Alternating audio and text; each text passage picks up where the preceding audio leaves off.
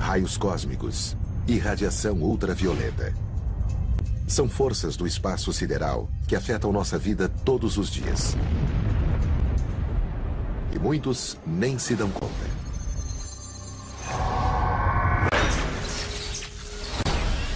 Do câncer de pele a transmissões perdidas, esses fenômenos cósmicos podem nos prejudicar.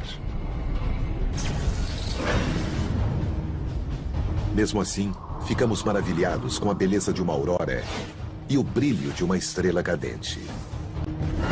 Prepare-se para as maravilhas e os perigos dos fenômenos cósmicos.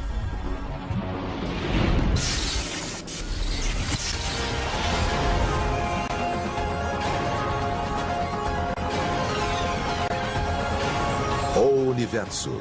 Fenômenos cósmicos.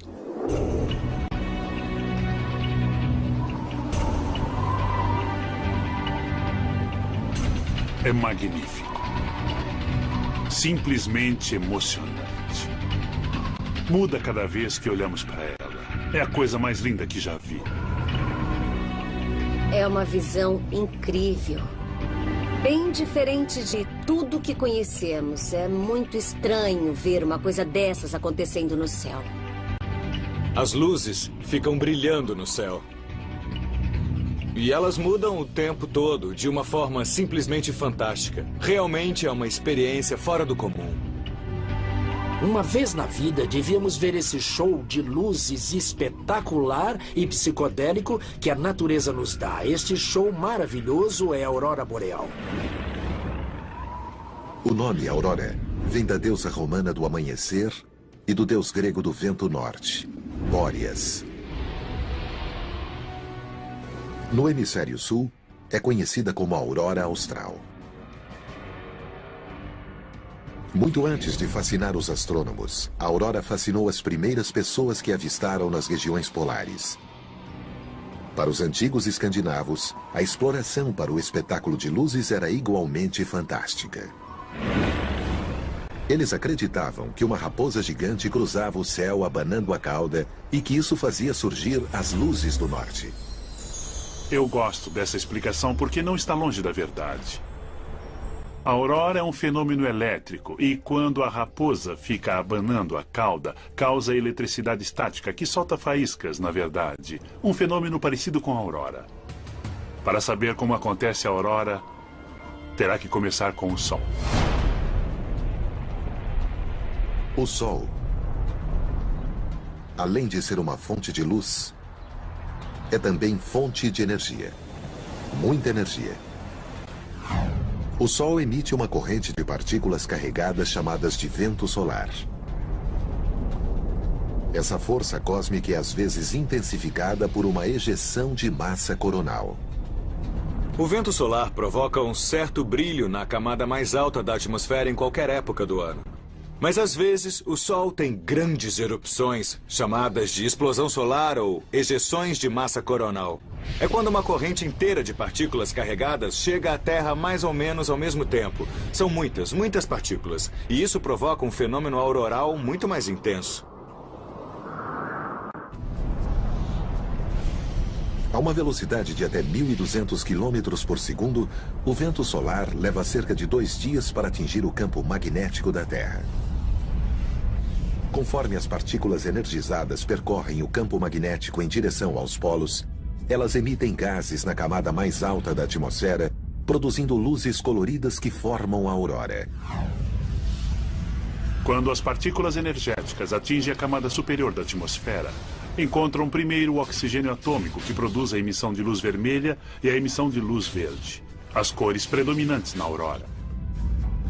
Mais abaixo, poderá encontrar nitrogênio molecular. Isso nos dá, se a aurora for muito intensa, na parte inferior da cortina verde, uma margem roxa. As partículas carregadas interagem com os gases emitidos para produzir cores fortes. A aurora funciona como um letreiro de neônio. O neônio funciona assim. Pegue um pouquinho de gás nobre e coloque-o em um tubo a uma pressão baixa. Depois aplique entre 3 ou 4 mil volts e 15 mil volts. Isso vai ionizar o gás, fazendo com que ele emita sua cor característica. Os gases disponíveis para os letreiros de neônio são o xenônio, que é azul bem claro, o hélio, que tem cor de pêssego, o criptônio, com uma cor prateada, não é um planeta, o argônio, cor de lavanda, e o neônio, o mais intenso, principalmente em uma noite chuvosa.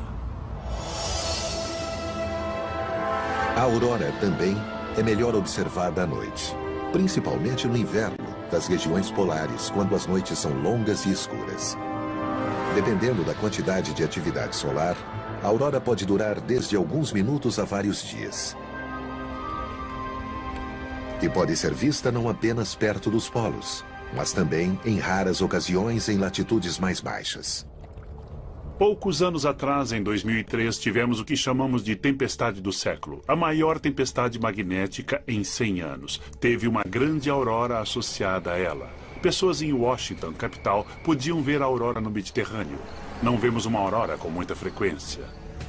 Uma das maiores que temos conhecimento ocorreu em meados do século XIX, quando a aurora podia ser vista do Havaí e outras partes do Pacífico Sul.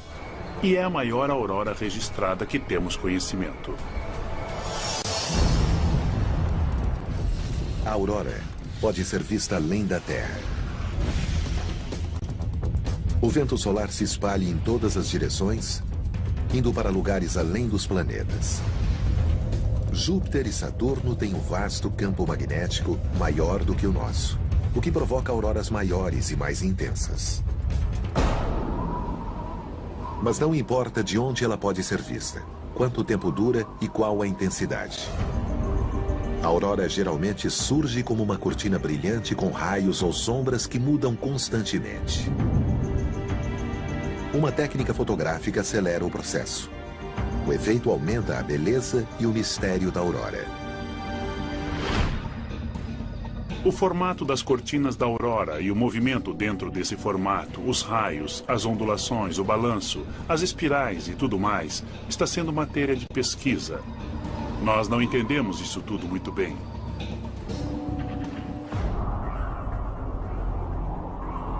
Para aumentar o mistério, surgem indícios de que a aurora não só pode ser vista, como também pode ser ouvida. A aurora ocorre a 100 ou a 150 quilômetros de altitude. E o som levaria alguns minutos para chegar até nós, antes que pudéssemos ouvir. Mas as pessoas dizem que podem ouvir o som ao mesmo tempo em que estão vendo a aurora.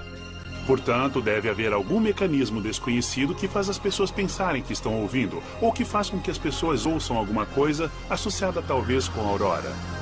Ninguém tem uma explicação e algumas pessoas estão tentando descobrir o que é.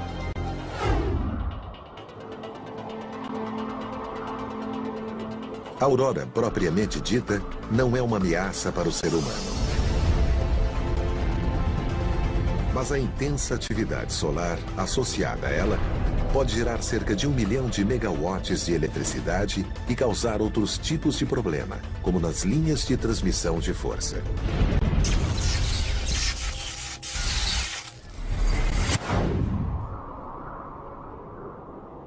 Não é a aurora em si que gera problemas com as linhas de transmissão de força. São as partículas carregadas que chegam do Sol que provocam danos e interferência nas linhas de transmissão. É importante saber a diferença. Tanto a atividade intensa quanto o movimento das partículas carregadas eletricamente que faz surgir a aurora acabam interagindo com qualquer coisa que tenha um campo magnético ou elétrico associado a isso.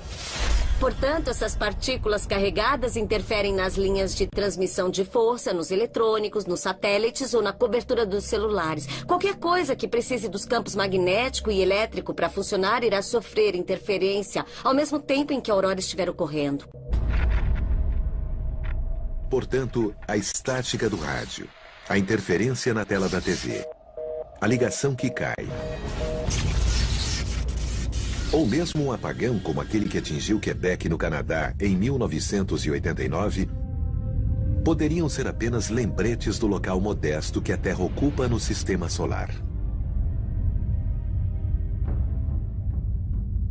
A Terra é só um planeta girando em torno do Sol, e o Sol tem uma atmosfera que se estende muito além da Terra. Portanto, a Terra está, na verdade, na atmosfera externa do Sol. Quando há alteração em sua atmosfera externa, o Sol afeta a Terra. Afeta também os sistemas tecnológicos dos quais dependemos. Embora a aurora seja apenas um efeito colateral da interação do Sol com a Terra, ela pode nos ajudar a entender o cosmos. A aurora é um bom indicador de como a alta camada da atmosfera, o campo magnético da Terra, interage com o vento solar, o vento que vem do Sol. Portanto, podemos usar a aurora como objeto de estudo basicamente. É o que a natureza nos dá para que possamos entender melhor o que se passa no resto do universo. A aurora é uma das medidas da atividade solar. Se voltarmos do momento presente para o século X ou século VIII ou antes disso, a aurora será um elemento usado para medir a atividade solar. O Sol tem um ciclo de atividade de 22 anos. A cada 11 anos fica mais ativo. Depois, ele reverte a polaridade e começa de novo. Podemos localizar isso no tempo e a aurora é um dos melhores marcadores. Enquanto a aurora é mais vista nas regiões polares, outros fenômenos cósmicos podem ser vistos em qualquer lugar. São as chamadas estrelas cadentes.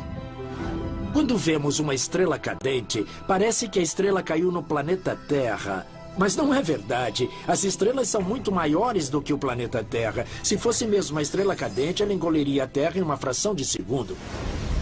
Se não é uma estrela cadente, o que é então? É apenas uma pedrinha, como um grão de areia do espaço sideral, movendo-se pela nossa atmosfera e colidindo com as moléculas e átomos da atmosfera e fazendo com que brilhem. Portanto, não é uma estrela mesmo, e não é nada que se pareça nem de longe com uma estrela. Essas pedrinhas brilhantes são mais conhecidas como meteoros. Muitas se queimam na atmosfera. Algumas, quando são grandes o bastante, conseguem percorrer toda a atmosfera e cair na Terra. É quando achamos uma pedra chamada meteorito. Bom, na verdade, é o mesmo fenômeno. As pedrinhas e partículas de poeira que formam o meteoro são resíduos da formação do nosso sistema solar. A maior parte, detritos espalhados de gerações anteriores de estrelas. Muitas delas vêm do cinto dos asteroides. Entre Marte e Júpiter, existe um conglomerado de rochas flutuando ao redor. De vez em quando elas colidem entre si e se rompem. Essas partículas ficam voando ao redor do sistema solar e algumas delas acabam penetrando na atmosfera terrestre. Em certas épocas do ano, um grande número de meteoros cruza o céu. O evento é conhecido como chuva de meteoros. Ela ocorre quando a Terra atravessa uma trilha de detritos, fragmentos de gelo e areia, deixados por um cometa em sua órbita pelo Sol. Quando nós olhamos para uma chuva de meteoros, os meteoros ou estrelas cadentes parecem partir de um único ponto no céu, o radiante. Parece que eles irradiam de lá. Mas, na verdade, as partículas de gelo e rocha que formam os meteoros viajam em grupo ao longo de linhas paralelas através do espaço. Elas não irradiam de um único ponto. Elas apenas parecem estar se espalhando por causa da perspectiva, por causa do fato de você estar olhando de uma grande distância. Isso faz com que pareça que elas vêm de um ponto de fuga. Podemos ver exatamente a mesma coisa aqui neste corredor. As paredes são paralelas entre si, o teto é paralelo ao chão. As linhas de interseção entre o chão e a parede, e o teto e a parede, são paralelas entre si, mas parece que todas elas convergem lá no final do corredor. Todas elas vêm de um ponto de convergência por causa da perspectiva. Agora, voltando aos meteoros, de forma semelhante, todas as partículas estão viajando paralelamente entre si, mas parecem estar divergindo do radiante por causa da perspectiva. A chuva de meteoros recebe o nome da constelação de onde parece surgir, apesar de não ter nada a ver com as estrelas dessa constelação. A chuva de meteoros das Leônidas, nome que vem da constelação de Leão, é uma das mais brilhantes já catalogadas. Segundo alguns relatos, a de 1833 tinha uma taxa de 200 mil meteoros por hora. Alguns observadores pensavam que era o fim do mundo. Mas, de certo modo, era apenas o começo. Nos últimos anos foram descobertos novos fenômenos cósmicos que são ainda mais impressionantes do que a chuva de meteoros. Eles emitem cores brilhantes a uma velocidade fantástica e desaparecem num piscar de olhos. Mas conseguimos captá-los.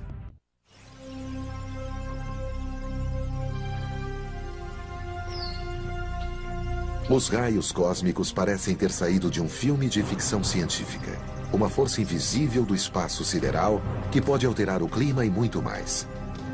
Mas os raios cósmicos são reais, embora o termo não seja correto.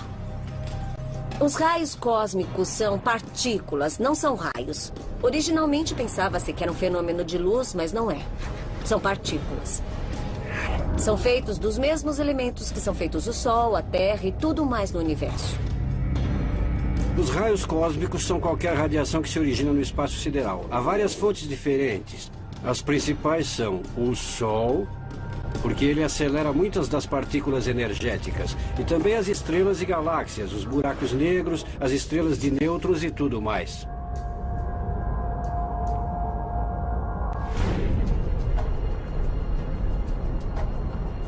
Muitos raios cósmicos não são super energéticos pelos padrões da Terra.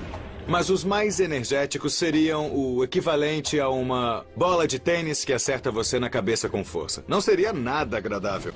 Mas muitos deles são como ervilhas em uma zarabatana, cutucando você ou com menos energia do que isso. A atmosfera terrestre nos protege da maioria dos raios cósmicos. Mas essas partículas dotadas de alta energia, que conseguem penetrar na atmosfera, são potentes o bastante para causar um impacto em todos os seres vivos. Podem causar mutações no DNA. Na verdade, é uma das principais explicações para quando ocorre uma mudança genética entre as espécies. Ou seja, os raios cósmicos provocam uma pequena alteração no DNA. Isso leva a variações nas espécies de animais. Algumas dessas mutações alteram a evolução para melhor.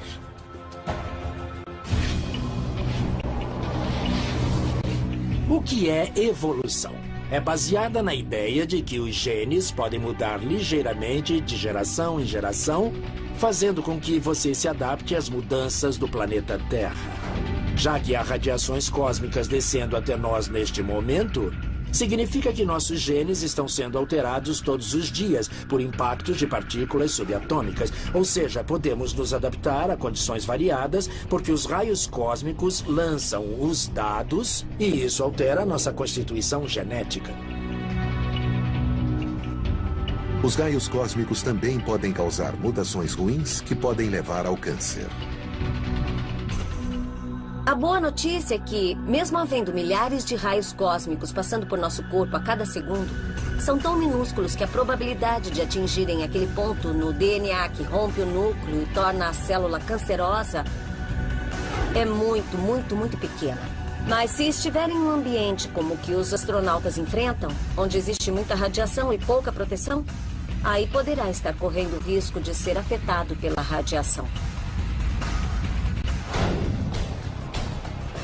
Passageiros de voos que cruzam os polos também podem correr o risco de extrema exposição à radiação dos raios cósmicos. Alguns membros da tripulação de transatlânticos, voos transpolares, usam crachás alertando para a radiação e não aconselham que mulheres grávidas sejam comissárias de bordo ou pilotos nesses voos porque há uma preocupação. Ainda não confirmaram que existe de fato um efeito, mas são cautelosos quanto aos níveis de radiação. Os raios cósmicos não só afetam os seres vivos, como também podem influenciar o clima. Existem teorias de que os raios cósmicos da galáxia podem ajudar a provocar uma tempestade com raios e trovões. Isso porque abrem uma linha de ionização através da atmosfera que pode abrir o caminho necessário para que ocorra o raio.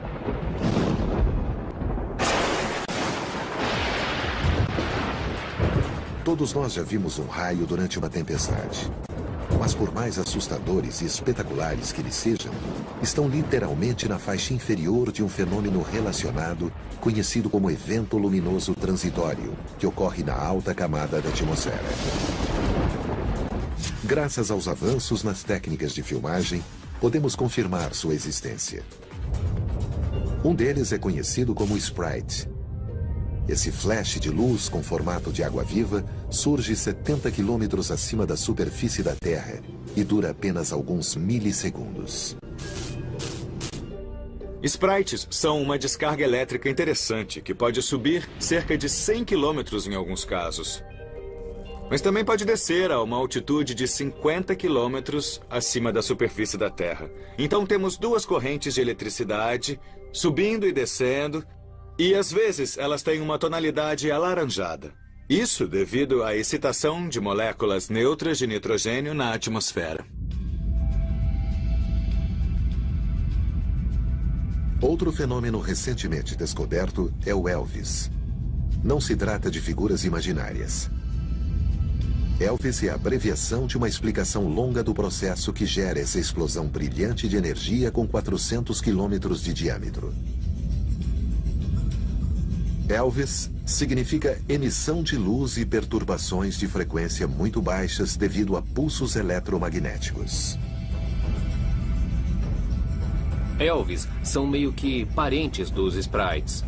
A diferença entre os Elvis e os Sprites é que, como os Elvis duram por um período um pouco mais curto de tempo, só se pode ver um Elvis através de uma câmera sofisticada. E isso se captar o evento por acidente. Os Elvis não são visíveis a olho nu porque são uma explosão curta de energia.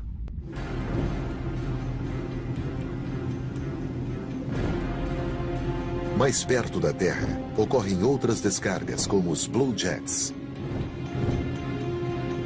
Os Blue Jets começam acima do topo das nuvens de trovoadas, a uma altitude de 16 quilômetros acima da superfície da Terra, e eles sobem a uma altitude de 50 quilômetros acima da Terra. Geralmente é uma espécie de cone azul, como um jato de luz. E a cor azul vem das moléculas de nitrogênio neutras e ionizadas que são estimuladas pela corrente elétrica que está passando. Como foram recentemente descobertos, os Blue Jets, os Elvis e os Sprites são fenômenos que ainda não foram totalmente compreendidos. E o efeito que eles causam na atmosfera terrestre continua sendo motivo de especulação.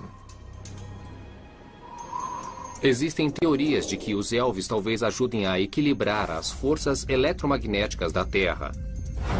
De que os Elvis estariam associados a uma produção maior de ozônio. Um modo simples de entender isso é que a natureza está constantemente tentando encontrar um equilíbrio e isso acaba beneficiando a vida na Terra.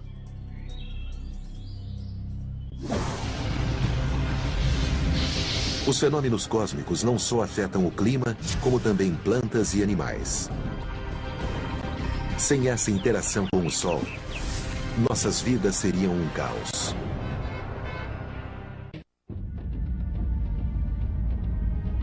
O Sol age como um relógio despertador cósmico que regula nossas vidas.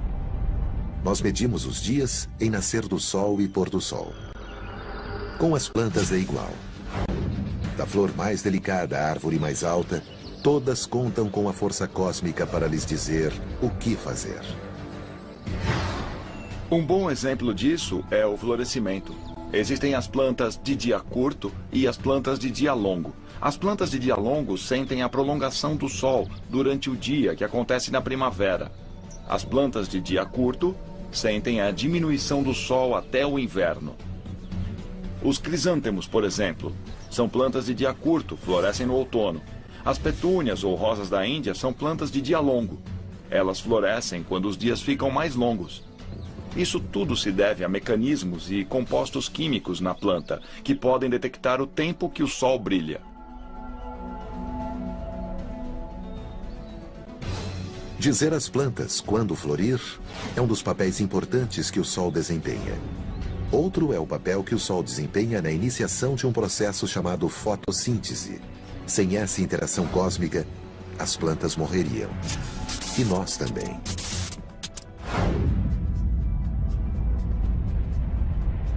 A fotossíntese é como as células solares. Basicamente, a planta pega a energia solar e a transforma em um tipo de energia que ela pode usar para crescer.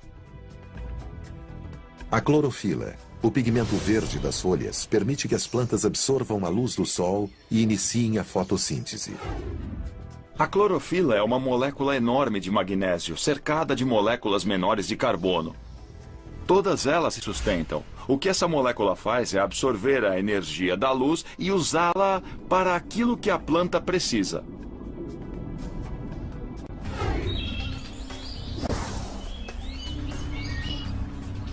A fotossíntese desencadeia um processo complexo que faz com que as plantas transformem o dióxido de carbono e a água em açúcar, que por sua vez é usado para fazer amido, gorduras e proteínas, o alimento que comemos. Ao mesmo tempo, as plantas liberam oxigênio para respirarmos. Se a fotossíntese parasse de trabalhar, nós morreríamos. É simples assim. Isso inclui os animais.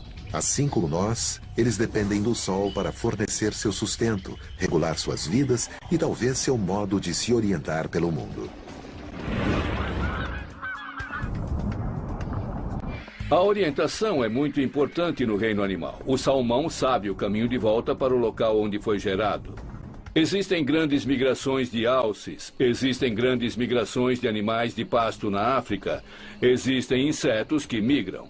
A borboleta monarca, por exemplo, é um caso fantástico, pois as adultas que nasceram aqui em Ítaca passam o inverno no México e depois voltam para cá. Existem muitos exemplos disso, mas nós ainda não conseguimos entender muito bem como se orientam nessas longas viagens.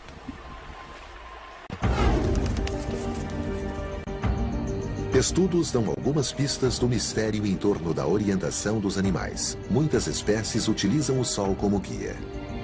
Não é tão fácil quando pensamos nisso, porque para usar o sol como guia é preciso ter um relógio, ou seja, precisa saber se é de manhã, meio-dia ou à tarde, por causa do aparente movimento do sol. Portanto, os animais realmente têm um relógio biológico, assim como nós, que diz a eles qual é a hora do dia.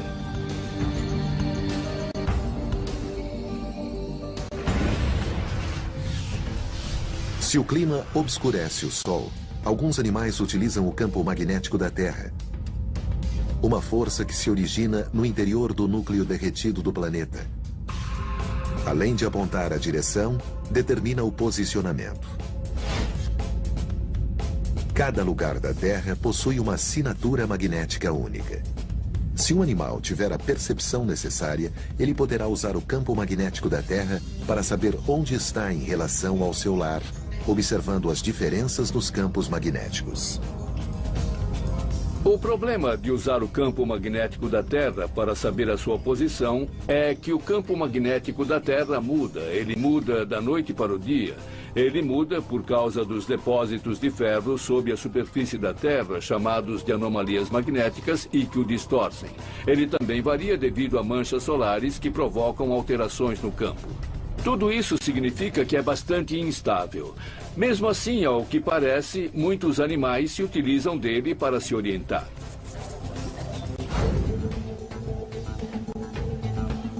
O pombo-correio é um bom exemplo de como os animais utilizam o sol e o campo magnético da Terra para voltarem para casa.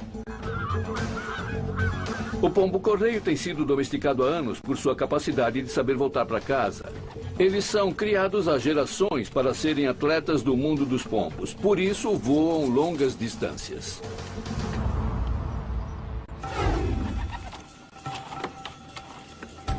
Este é o primeiro passo para soltar um pombo. Eu vou até o pombal e escolho os pombos que eu vou usar ou soltar naquele dia. É importante ter certeza de que os pombos estão em boas condições físicas, se parecem estar querendo voar, se as penas estão em boas condições. Eu escolho os pombos e os coloco no que é chamado de cesta de pombos. Basicamente é uma caixa pequena usada para transportar os pombos do pombal para o ponto de lançamento. O próximo passo neste trabalho é o lançamento em si. Eu vou até um campo onde não há árvores em volta, uma área aberta. Eu abro a caixa e eu solto os pombos.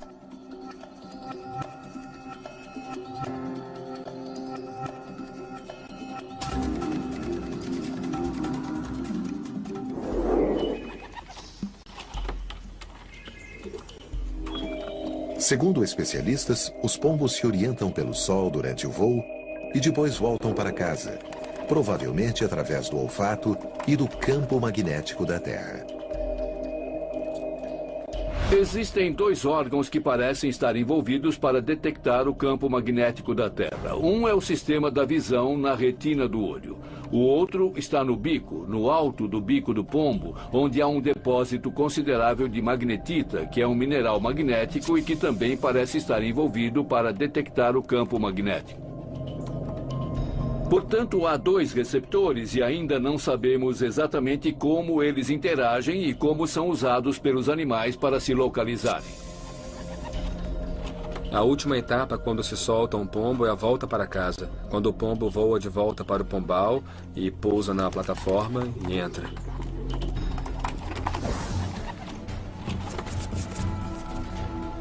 O pombo é um bom exemplo, mas não explica exatamente como os animais se utilizam do cosmo para se orientarem. É um mistério que talvez nunca venha a ser desvendado. É difícil de entender pelo fato de que os animais, assim como nós, usam várias técnicas diferentes. Mas eles têm dificuldade em utilizar o Sol. Eles mudam o mecanismo e usam o campo magnético da Terra. E é a capacidade de usar diversos instrumentos desse arsenal, assim como fazemos para nos localizar, que torna difícil, de forma experimental, descobrirmos exatamente o que ocorre. Assim como o campo magnético, há outro fenômeno cósmico que afeta a vida na Terra de forma misteriosa. Ele se esconde em plena luz do dia, mas não há como se esconder dele. Se ignorado, resulta em queimadura, ou pior.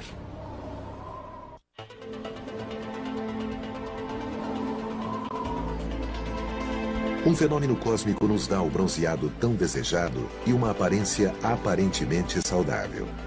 Mas isso é superficial. O bronzeamento é o efeito mais comum de uma fonte solar potencialmente letal, o UV, ou radiação ultravioleta. Ultravioleta é a parte do espectro que não podemos ver com os olhos, mas existe muito dela lá fora e o Sol a emite o tempo todo. Assim como existem cores no espectro visível, existem cores no ultravioleta, dependendo da extensão da onda. Nós dividimos em 3 faixas diferentes: ultravioleta A, B e C. A radiação UVC é quase totalmente absorvida pela camada de ozônio. A radiação UVB é parcialmente absorvida e a radiação UVA é a que chega à Terra, porque é a que mais se aproxima da luz visível. O UVA é responsável pelo envelhecimento e câncer de pele. O UVB é responsável por danos à pele. Portanto, os raios UVB provocam queimaduras e os raios UVA provocam sardas e manchas do sol.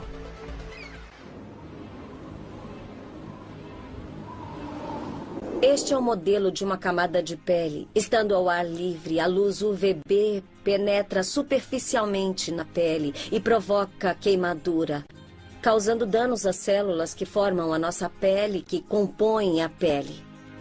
Uma vez danificadas, o nosso corpo reage ativando o sistema imunológico.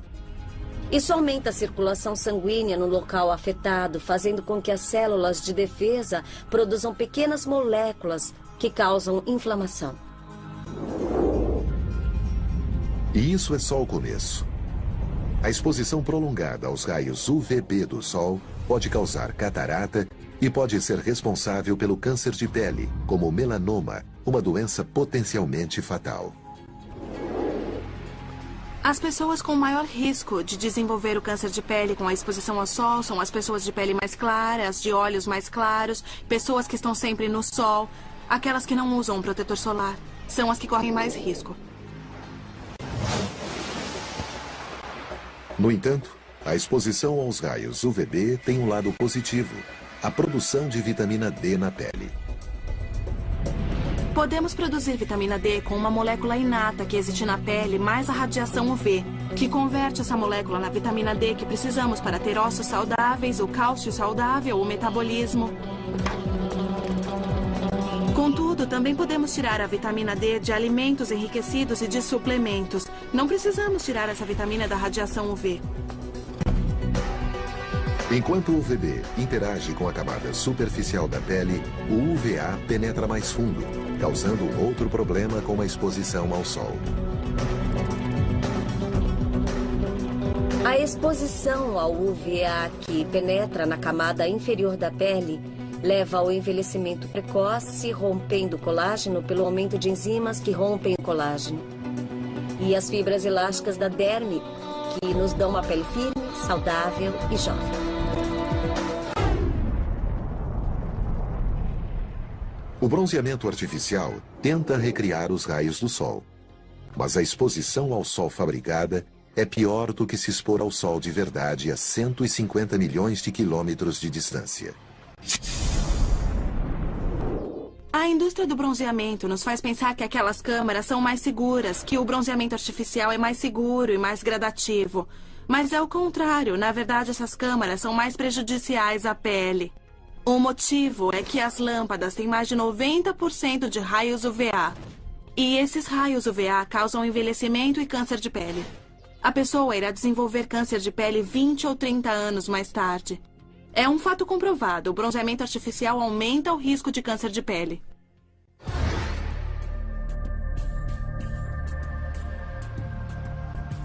Muitos também acham que o uso regular do protetor solar protege do câncer de pele e envelhecimento precoce. Não é verdade. Nem mesmo os produtos com alto fator de proteção solar evitam os efeitos nocivos do sol. FPS é fator de proteção solar. E mede quanto tempo você pode ficar no sol sem se queimar. Então, o FPS mede apenas a proteção contra o UVB, não o UVA. Os protetores solares mais eficientes protegem contra raios UVB e UVA. Mas mesmo aplicado várias vezes, o protetor solar não é garantia contra o câncer de pele, que pode estar aumentando devido à destruição da camada de ozônio. O que o ozônio faz é criar uma espécie de manta sobre nós que absorve boa parte da radiação emitida. Então, se esse ozônio se esgota, recebemos uma radiação de energia cada vez mais alta, o UVB. E é isso que é prejudicial, causando danos à pele. É interessante notar que há 2 bilhões de anos, antes da Terra ter uma atmosfera rica em oxigênio, não havia camada de ozônio e não existia vida na superfície da Terra. Só podia existir no fundo do mar, onde se está protegido do ultravioleta pela água. A luz ultravioleta é invisível e seus efeitos podem ser nocivos. Mas a luz visível do Sol é a fonte do que talvez seja o efeito cósmico mais belo de todos.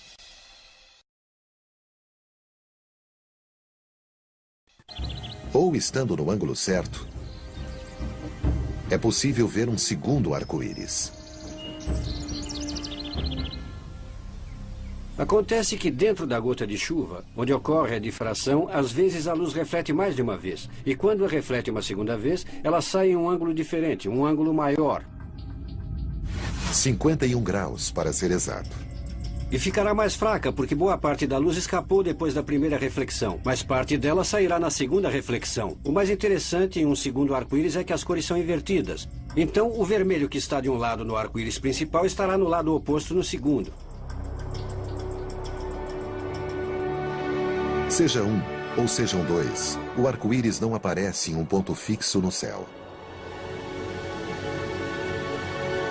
Sua existência depende unicamente da localização do observador e da posição do Sol.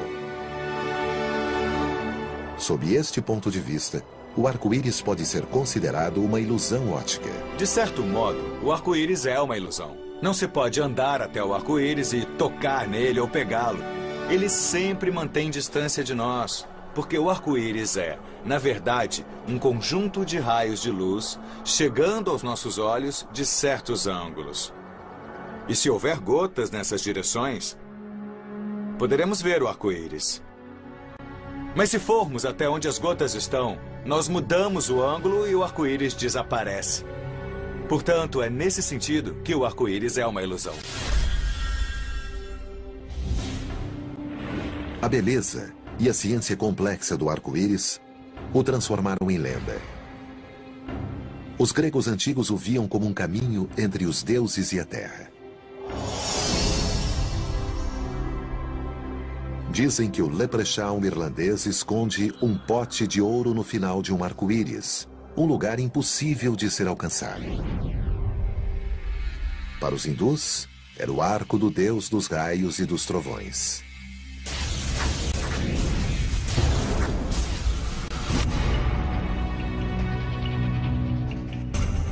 A beleza de um arco-íris, a complexidade da fotossíntese, o impacto dos raios ultravioletas, o mistério de uma aurora. Todos esses fenômenos cósmicos nos ajudam a entender nosso relacionamento com o universo. Nós somos tudo, menos espectadores passivos em toda essa demonstração de fenômenos entre a Terra e o espaço. A vida na Terra evoluiu nesse ambiente de raios cósmicos, auroras e relâmpagos. E todos os fenômenos que vemos fazem parte do ambiente em que evoluímos. Portanto, fazem parte de nós e fazemos parte deles.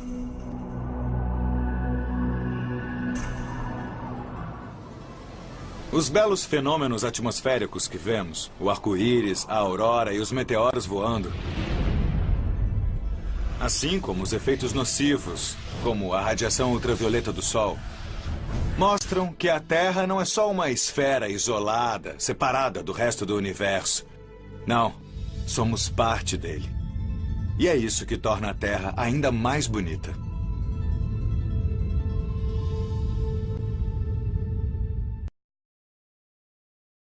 De olhos, mas conseguimos captá-los.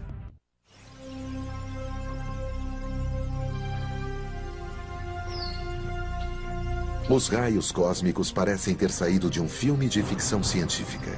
Uma força invisível do espaço sideral que pode alterar o clima e muito mais.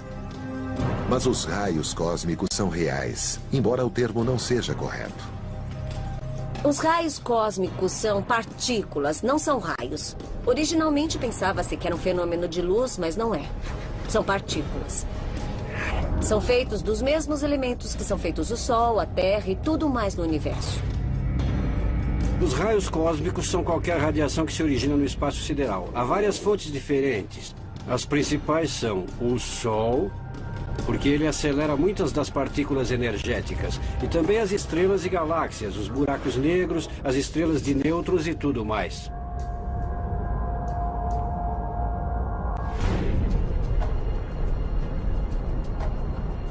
Muitos raios cósmicos não são super energéticos pelos padrões da Terra. Mas os mais energéticos seriam o equivalente a uma bola de tênis que acerta você na cabeça com força. Não seria nada agradável.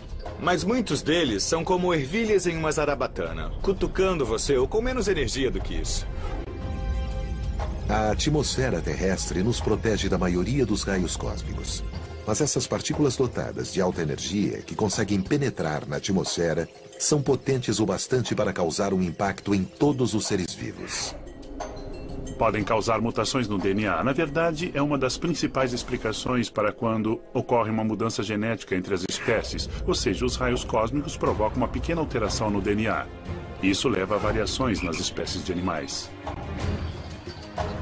Algumas dessas mutações alteram a evolução para melhor.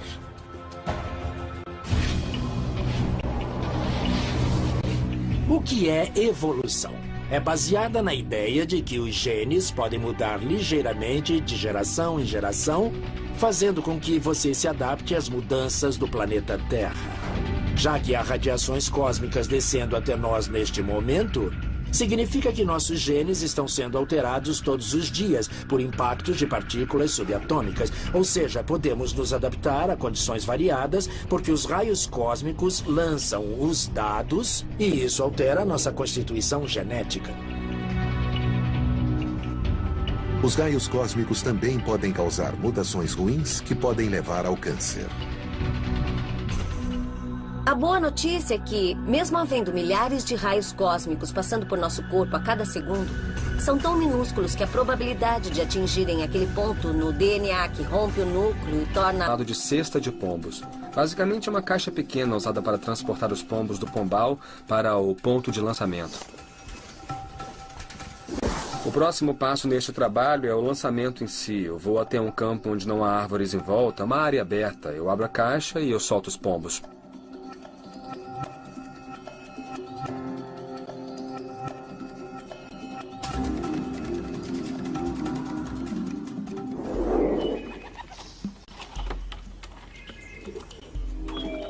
Segundo especialistas, os pombos se orientam pelo sol durante o voo e depois voltam para casa, provavelmente através do olfato e do campo magnético da Terra.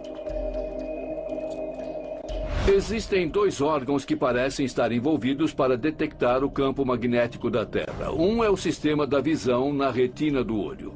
O outro está no bico, no alto do bico do pombo, onde há um depósito considerável de magnetita, que é um mineral magnético e que também parece estar envolvido para detectar o campo magnético.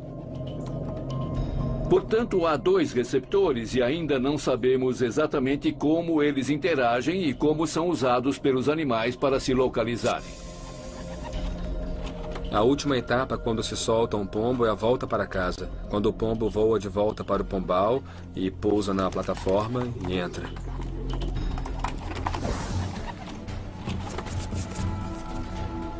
O pombo é um bom exemplo, mas não explica exatamente como os animais se utilizam do cosmo para se orientarem.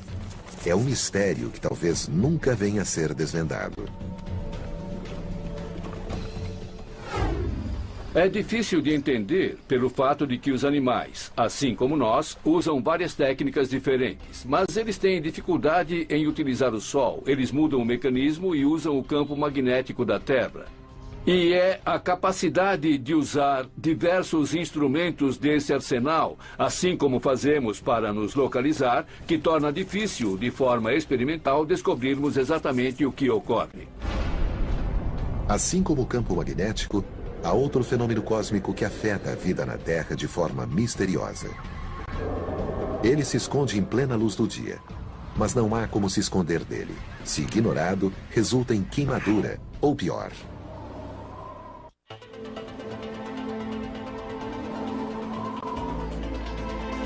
Um fenômeno cósmico nos dá o bronzeado tão desejado e uma aparência aparentemente saudável. Mas isso é superficial. O bronzeamento é o efeito mais comum de uma fonte solar potencialmente letal, o UV, ou radiação ultravioleta. Ultravioleta é a parte do espectro que não podemos ver com os olhos, mas... O UV, ou radiação ultravioleta. Ultravioleta é a parte do espectro que não podemos ver com os olhos, mas existe muito dela lá fora e o Sol a emite o tempo todo. Assim como existem cores no espectro visível, existem cores no ultravioleta, dependendo da extensão da onda. Nós dividimos em 3 faixas diferentes, ultravioleta A, B e C. A radiação UVC é quase totalmente absorvida pela camada de ozônio. A radiação UVB é parcialmente absorvida e a radiação UVA é a que chega à Terra, porque é a que mais se aproxima da luz visível. O UVA é responsável pelo envelhecimento e câncer de pele. O UVB é responsável por danos à pele.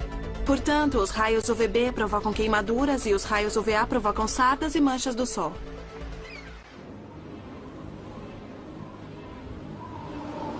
Este é o modelo de uma camada de pele. Estando ao ar livre, a luz UVB penetra superficialmente na pele e provoca queimadura, causando danos às células que formam a nossa pele, que compõem a pele.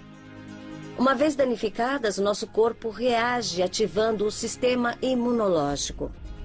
Isso aumenta a circulação sanguínea no local afetado, fazendo com que as células de defesa produzam pequenas moléculas que causam inflamação. E isso é só o começo.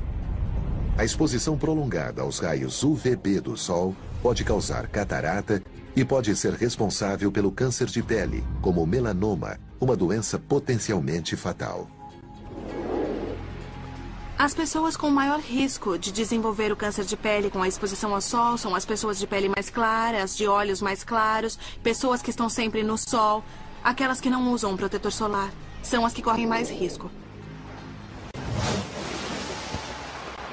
No entanto, a exposição aos raios UVB tem um lado positivo: a produção de vitamina D na pele. Podemos produzir vitamina D com uma molécula inata que existe na pele mais a radiação UV, que converte essa molécula na vitamina D que precisamos para ter ossos saudáveis, o cálcio saudável, o metabolismo. Contudo, também podemos tirar a vitamina D de alimentos enriquecidos e de suplementos. Não precisamos tirar essa vitamina da radiação UV. Enquanto o UVB interage com a camada superficial da pele, o UVA penetra mais fundo, causando outro problema com a exposição ao sol. A exposição ao UVA que penetra na camada inferior da pele leva ao envelhecimento precoce, rompendo o colágeno pelo aumento de enzimas que rompem o colágeno. E as fibras elásticas da derme.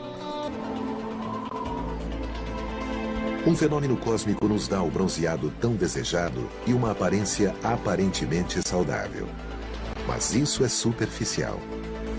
O bronzeamento é o efeito mais comum de uma fonte solar potencialmente letal, o UV, ou radiação ultravioleta.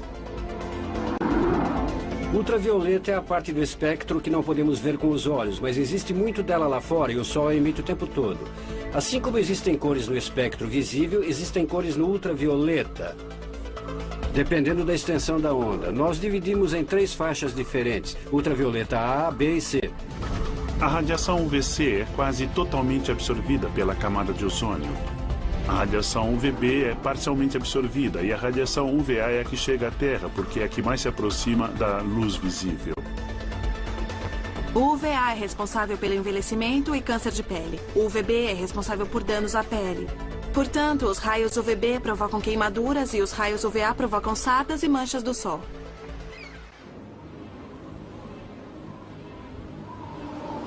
Este é o modelo de uma camada de pele. Estando ao ar livre, a luz UVB penetra superficialmente na pele e provoca queimadura, causando danos às células que formam a nossa pele, que compõem a pele.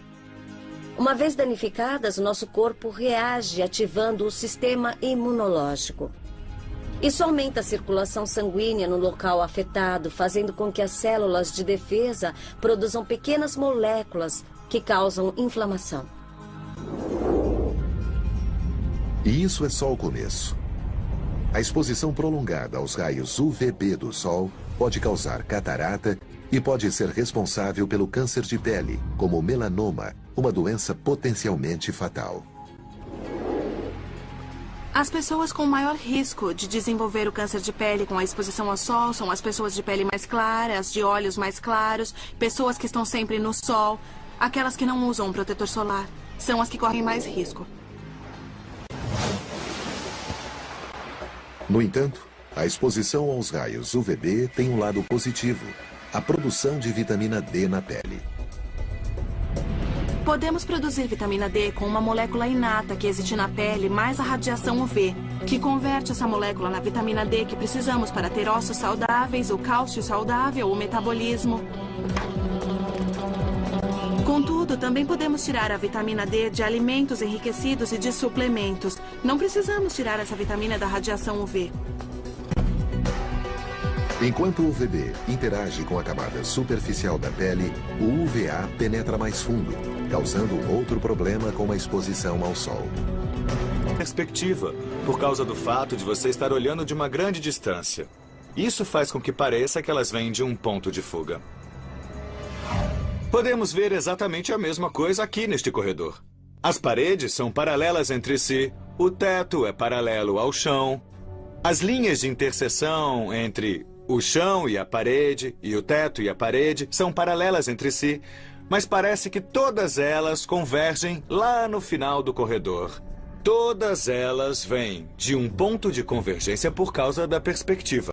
Agora, voltando aos meteoros, de forma semelhante, todas as partículas estão viajando paralelamente entre si, mas parecem estar divergindo do radiante por causa da perspectiva.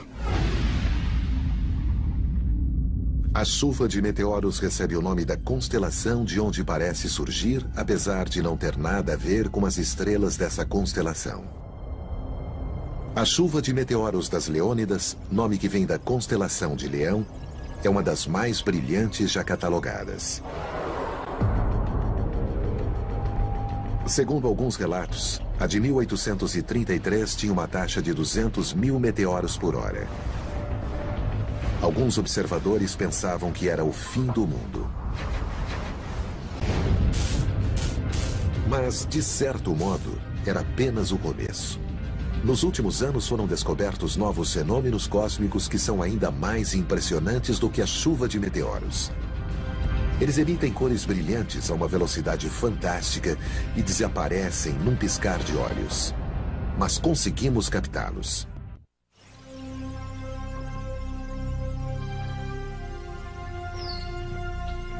Os raios cósmicos parecem ter saído de um filme de ficção científica. Uma força invisível do espaço sideral que pode alterar o clima e muito mais. Mas os raios cósmicos são reais, embora o termo não seja correto. Os raios cósmicos são partículas, não são raios. Originalmente pensava-se que era um fenômeno de luz, mas não é. São partículas. São feitos dos mesmos elementos que são feitos o Sol, a Terra e tudo mais no universo. Os raios cósmicos são qualquer radiação que se origina no espaço sideral. Há várias fontes diferentes. As principais são o Sol, porque ele acelera muitas das partículas energéticas, e também as estrelas e galáxias, os buracos negros, as estrelas de nêutrons e tudo mais.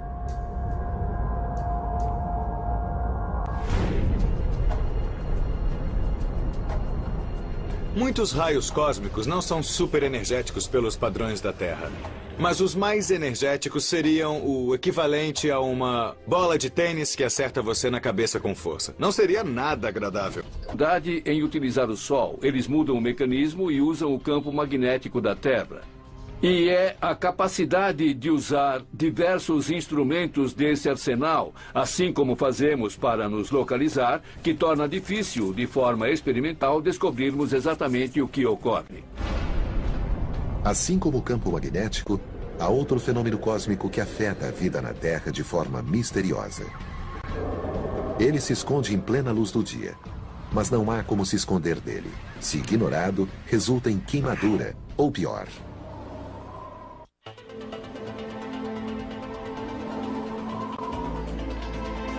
Um fenômeno cósmico nos dá o bronzeado tão desejado e uma aparência aparentemente saudável. Mas isso é superficial. O bronzeamento é o efeito mais comum de uma fonte solar potencialmente letal, o UV, ou radiação ultravioleta. Ultravioleta é a parte do espectro que não podemos ver com os olhos, mas existe muito dela lá fora e o Sol a emite o tempo todo. Assim como existem cores no espectro visível, existem cores no ultravioleta. Dependendo da extensão da onda, nós dividimos em 3 faixas diferentes: ultravioleta A, B e C. A radiação UVC é quase totalmente absorvida pela camada de ozônio. A radiação UVB é parcialmente absorvida e a radiação UVA é a que chega à Terra, porque é a que mais se aproxima da luz visível. O UVA é responsável pelo envelhecimento e câncer de pele. O UVB é responsável por danos à pele. Portanto, os raios UVB provocam queimaduras e os raios UVA provocam sardas e manchas do Sol.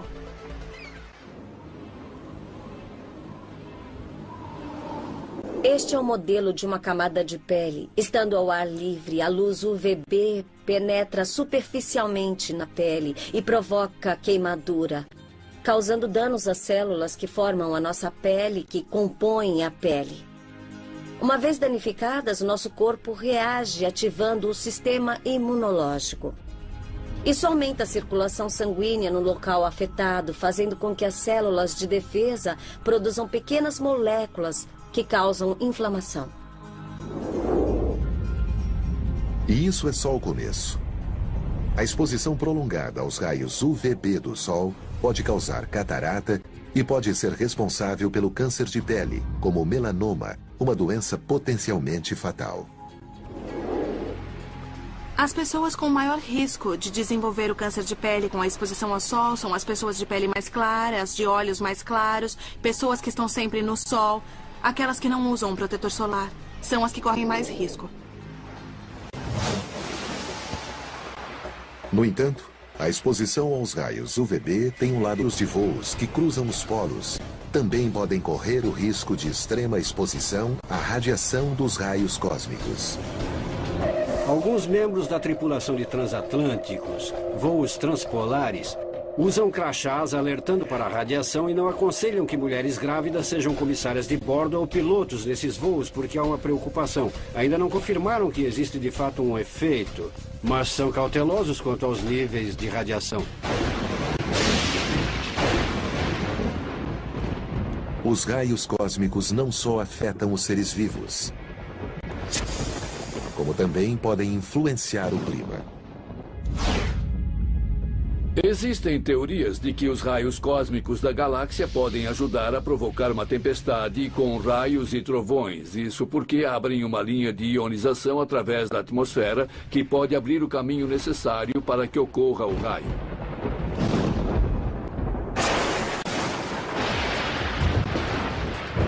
Todos nós já vimos um raio durante uma tempestade. Mas por mais assustadores e espetaculares que eles sejam, estão literalmente na faixa inferior de um fenômeno relacionado, conhecido como evento luminoso transitório, que ocorre na alta camada da atmosfera. Graças aos avanços nas técnicas de filmagem, podemos confirmar sua existência. Um deles é conhecido como Sprite. Esse flash de luz com formato de água-viva surge 70 quilômetros acima da superfície da Terra e dura apenas alguns milissegundos. Sprites são uma descarga elétrica interessante que pode subir cerca de 100 quilômetros em alguns casos. Mas também pode descer a uma altitude de 50 quilômetros acima da superfície da Terra. Então temos duas correntes de eletricidade subindo e descendo. E às vezes elas têm uma tonalidade alaranjada. Isso devido à excitação de moléculas neutras de nitrogênio na atmosfera. Outro fenômeno recentemente descoberto é o Elvis. Não se trata de figuras imaginárias. Elvis é a abreviação de uma explicação longa do processo que gera essa explosão brilhante de energia com 400 quilômetros de diâmetro. Elvis significa emissão de luz e perturbações de frequência muito baixas devido a pulsos eletromagnéticos. Elvis são meio que parentes dos Sprites. A diferença entre os Elvis e os Sprites é que, como os Elvis duram por um período um pouco mais curto de tempo, só se pode ver um Elvis através de uma câmera sofisticada. E isso se captar o evento por acidente. Do ano, um grande número de meteoros cruza o céu. O evento é conhecido como chuva de meteoros. Ela ocorre quando a Terra atravessa uma trilha de detritos, fragmentos de gelo e areia, deixados por um cometa em sua órbita pelo Sol. Quando nós olhamos para uma chuva de meteoros, os meteoros ou estrelas cadentes parecem partir de um único ponto no céu, o radiante. Parece que eles irradiam de lá. Mas, na verdade, as partículas de gelo e rocha que formam os meteoros viajam em grupo ao longo de linhas paralelas através do espaço. Elas não irradiam de um único ponto. Elas apenas parecem estar se espalhando por causa da perspectiva, por causa do fato de você estar olhando de uma grande distância. Isso faz com que pareça que elas vêm de um ponto de fuga. Podemos ver exatamente a mesma coisa aqui neste corredor. As paredes são paralelas entre si, o teto é paralelo ao chão. As linhas de interseção entre o chão e a parede, e o teto e a parede, são paralelas entre si, mas parece que todas elas convergem lá no final do corredor. Todas elas vêm de um ponto de convergência por causa da perspectiva. Agora, voltando aos meteoros, de forma semelhante, todas as partículas estão viajando paralelamente entre si, mas parecem estar divergindo do radiante por causa da perspectiva.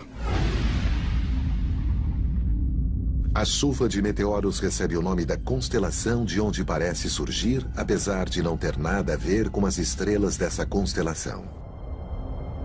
A chuva de meteoros das Leônidas, nome que vem da constelação de Leão, é uma das mais brilhantes já catalogadas. Segundo alguns relatos, a de 1833 tinha uma taxa de 200 mil meteoros por hora.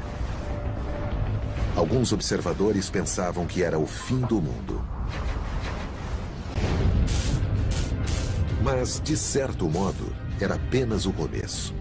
Nos últimos anos foram descobertos novos fenômenos cósmicos que são ainda mais impressionantes do que a chuva de meteoros. Eles emitem cores brilhantes a uma velocidade fantástica e desaparecem num piscar de olhos. Mas conseguimos captá-los.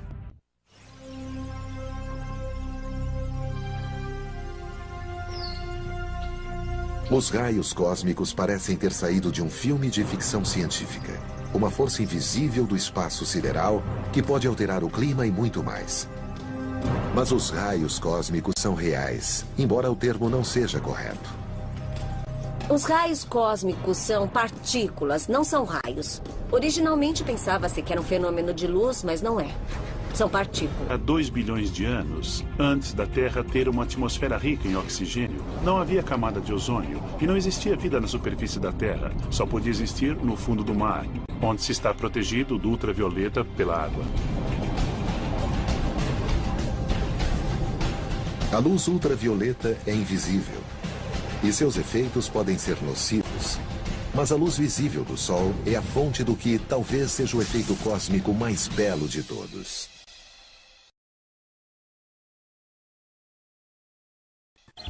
Ou estando no ângulo certo, é possível ver um segundo arco-íris. Acontece que dentro da gota de chuva, onde ocorre a difração, às vezes a luz reflete mais de uma vez. E quando reflete uma segunda vez, ela sai em um ângulo diferente, um ângulo maior. 51 graus, para ser exato. E ficará mais fraca, porque boa parte da luz escapou depois da primeira reflexão, mas parte dela sairá na segunda reflexão. O mais interessante em um segundo arco-íris é que as cores são invertidas. Então, o vermelho que está de um lado no arco-íris principal estará no lado oposto no segundo. Seja um ou sejam dois, o arco-íris não aparece em um ponto fixo no céu. Sua existência depende unicamente da localização do observador e da posição do Sol. Sob este ponto de vista, o arco-íris pode ser considerado uma ilusão óptica. De certo modo, o arco-íris é uma ilusão. Não se pode andar até o arco-íris e tocar nele ou pegá-lo. Ele sempre mantém distância de nós, porque o arco-íris é, na verdade, um conjunto de raios de luz chegando aos nossos olhos de certos ângulos. E se houver gotas nessas direções, poderemos ver o arco-íris. Mas se formos até onde as gotas estão, nós mudamos o ângulo e o arco-íris desaparece. Portanto, é nesse sentido que o arco-íris é uma ilusão. A beleza e a ciência complexa do arco-íris o transformaram em lenda. Os gregos antigos o viam como um caminho entre os deuses e a terra.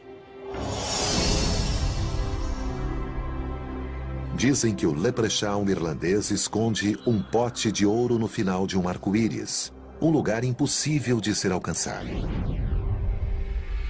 Para os hindus, era o arco do deus dos raios e dos trovões.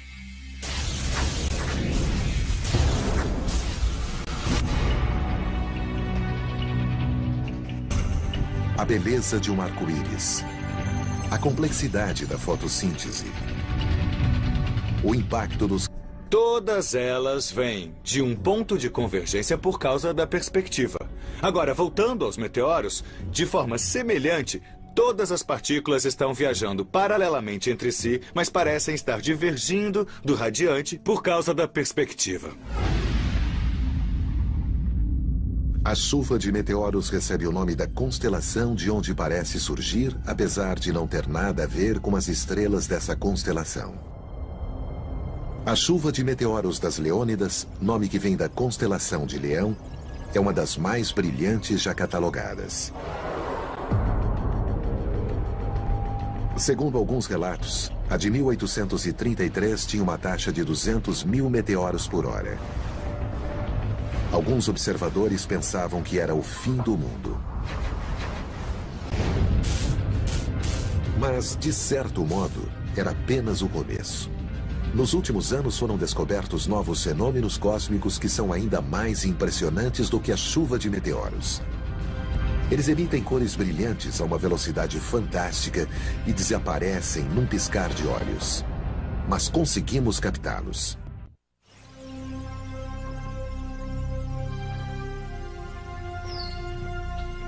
Os raios cósmicos parecem ter saído de um filme de ficção científica. Uma força invisível do espaço sideral que pode alterar o clima e muito mais. Mas os raios cósmicos são reais, embora o termo não seja correto. Os raios cósmicos são partículas, não são raios. Originalmente pensava-se que era um fenômeno de luz, mas não é. São partículas. São feitos dos mesmos elementos que são feitos o Sol, a Terra e tudo mais no universo. Os raios cósmicos são qualquer radiação que se origina no espaço sideral. Há várias fontes diferentes. As principais são o Sol, porque ele acelera muitas das partículas energéticas, e também as estrelas e galáxias, os buracos negros, as estrelas de nêutrons e tudo mais.